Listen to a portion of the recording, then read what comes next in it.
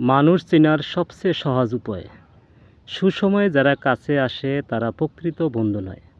তারা সুখ সুবিধা ভোগ করা স্বার্থপর মানুষ। তারা সুসময়ে হুজুর হুজুর করে, দুঃসময়ে তারা কাছে থাকে না। তারাই আবার সমালোচনা করতে পিছপা হয় না।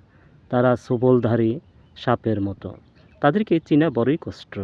তাদেরকে যত দেওয়া যায় ততই তারা ভালো, দিতে না পারলে গলার কাটা হয়ে দাঁড়ায়।